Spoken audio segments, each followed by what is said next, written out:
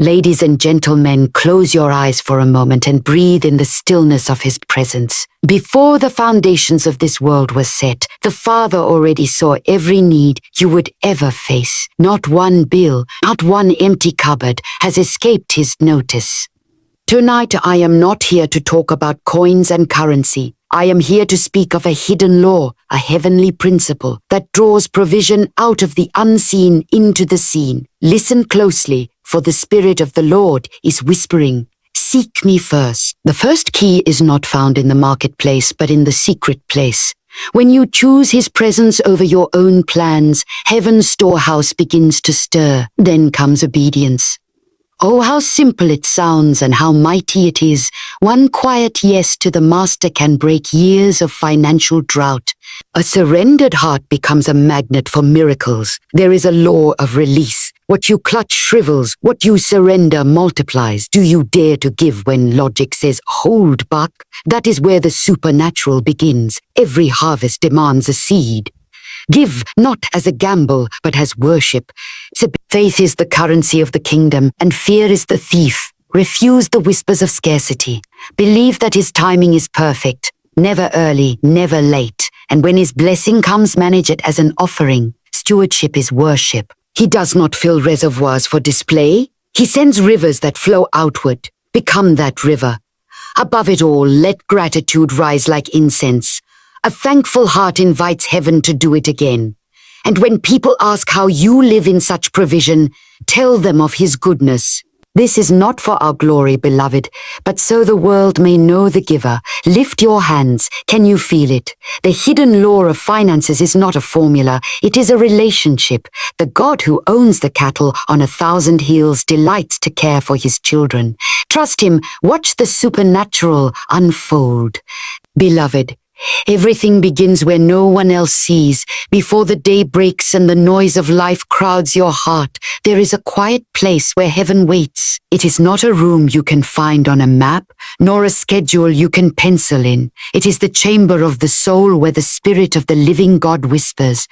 Provision does not start with a business plan or a clever idea. It begins when you draw near and linger until His presence becomes more real than the problems pressing in. In that stillness, your worries loosen their grip, and the fear of lack loses its voice. You cannot rush this. You simply come empty of demands, and the Father begins to pour Himself into the emptiness. From that secret place flow ideas you could never imagine, favor you could never earn, and direction that no earthly mentor could give. When you learn to make His nearness your priority, you will see doors open that no human hand could force. The hidden law of finances is not about money first. It is about intimacy. Sit with Him, adore Him, listen for the softest breath of His guidance, and you will discover that everything else, yes, even the resources you need, will follow like a shadow chasing the light. Beloved, the moment God speaks, His word carries the power to accomplish what it commands, but it waits for your yes. Many pray for provision while bargaining with delay, yet the miracle moves when you move. Obedience is not a heavy burden. It is the key that swings wide the unseen gates. Sometimes the instruction will sound small. Make a phone call, forgive a debt. Give what you think you cannot spare. Other times it may stretch every fiber of comfort in you. But when the Spirit whispers and you respond without hesitation, you step into a current stronger than any tide of scarcity. Heaven's economy is built on trust, and trust is proven by action. Each prompt obedience is a declaration that you believe His wisdom more than your own calculation. It may look illogical, even reckless to others, yet on the other side of that surrendered step lies overflow beyond the reach of mere effort. Delay and doubt close the door, but a swift yes draws the supernatural near. God does not ask for obedience to test your endurance. He asks because He has already prepared abundance and is waiting for you to walk into it. Beloved, what you clutch in fear will slowly wither, but what you open your hand to give will live and multiply. This is the quiet mystery of the kingdom, the law of release. It is not the size of the gift that matters, it is the surrender of the heart. When you choose to let go, whether it is money, time, or the last ounce of strength, You create space for heaven to pour in. Sometimes it feels as though you are pouring out into nothing, yet every act of generosity sends a ripple into eternity, and the return comes in ways no ledger can record. The seed must leave your hand before it can break the soil and bring forth fruit. Trust that the one who gave you breath can refill every empty place. When you release what you think you need to survive, you discover that your life is held not by what you keep, but by the giver himself. And in that surrender, the miraculous flow begins. Beloved, nothing grows until a seed is planted. You can pray for a harvest, you can dream of abundance, but the soil of God's promise waits for the offering of faith. A seed may seem small, almost insignificant, yet within it lies a forest of provision. When you give your resources, your time, your kindness, you are not losing. You are sowing into a field only heaven can water. The world calls it risk, but the Spirit calls it trust. A farmer does not stare at the ground in fear after planting. He knows the hidden work has begun long before the first green blade appears. So it is with every gift you release. Your seed breaks open in the unseen, drawing the rain of God's favor and the warmth of His timing. There may be a season of waiting, a stretch of silence when nothing seems to move, but do not dig up what you have planted. Keep believing, keep praising, for the harvest always answers the seed. Give with a cheerful heart, and you will discover that heaven's economy never fails, and the return will come pressed down, shaken together, and running over in ways you could never orchestrate yourself. Beloved, fear is the thief that slips in quietly, whispering that you will not have enough, that the promise will fail, that the night will swallow the dawn. But faith, living and unyielding, rises to silence that voice. It does not deny the storm or pretend the need is small. It simply refuses to let fear rule the heart. Faith gazes past the empty cupboard, past the shrinking account, and sees the God who fed a multitude with a few loaves and fishes. It rests not in calculations, but in character, the character of a father who has never broken his word. When you choose to believe, you step onto a bridge that cannot collapse because it is built on his faithfulness. Fear will knock again and again, bringing memories of past disappointments. But each time you answer with trust, its power weakens.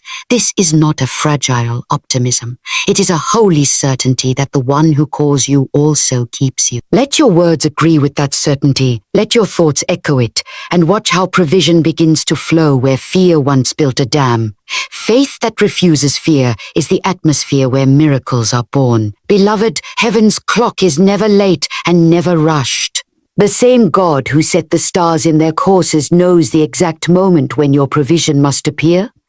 Yet how quickly we grow restless, watching the calendar, counting the days, whispering, Lord, when? But the flow of supernatural supply is not governed by our urgency. It unfolds according to a wisdom that sees the end from the beginning. Your gratitude, your humility, your refusal to boast become the frame through which others catch a glimpse of His glory.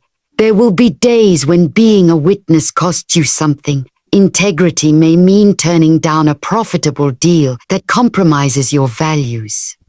Generosity may stretch you when your own needs seem pressing. Patience may be tested when others misunderstand your motives.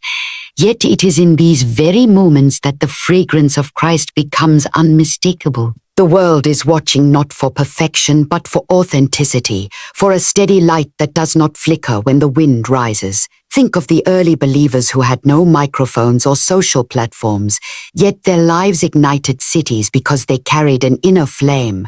That same spirit dwells in you. Every act of kindness, every choice to serve, every refusal to retaliate is a spark that lights the darkness. Sometimes you will speak words of hope. Other times your silence, filled with unshakable peace, will preach more loudly than any declaration.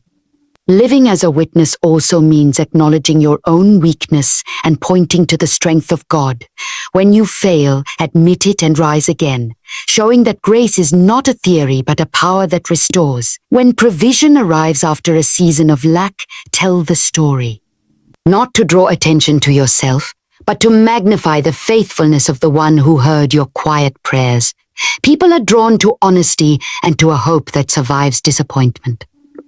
Your transparency can become a doorway for someone else to believe. Let your home become a sanctuary where others feel the warmth of His presence. Let your workplace become a field where integrity grows like a strong tree.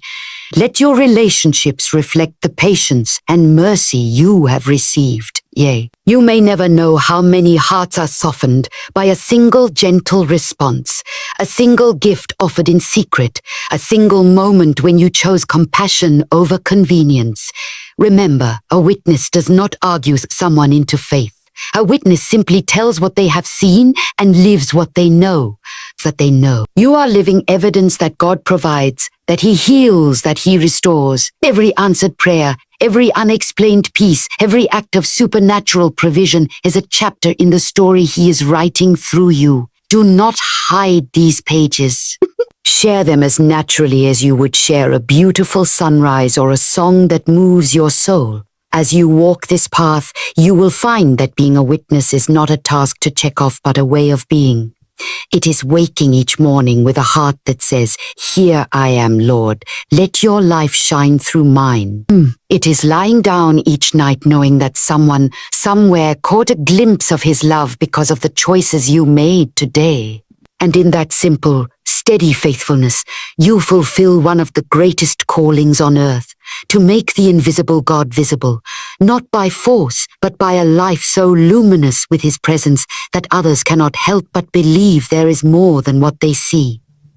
Beloved, the hidden law of finances has never been about numbers on a ledger. It has always been about the heart that beats for God. From the quiet of the secret place to the open river of generosity, every key we have walked through points to one truth. When you give Him your trust, He gives you Himself, and in Him is everything you will ever need. The world will tell you to chase, to hoard, to fight for every scrap, but heaven whispers a different way. Surrender is not loss. Obedience is not risk. Gratitude is not weakness. These are the pathways of supernatural provision. So stand tall in faith that refuses fear. Keep your hands open to release and to receive. Guard the song of thankfulness as though it were your very life. Live as a witness so unmistakable that even the skeptic must pause and wonder. And when the blessing flows, and it will, let it rush through you like a mighty river, carrying hope to the dry places around you. This is the invitation. To trust the unseen more than the seen, to believe that the God who formed the universe delights in meeting every need of His children.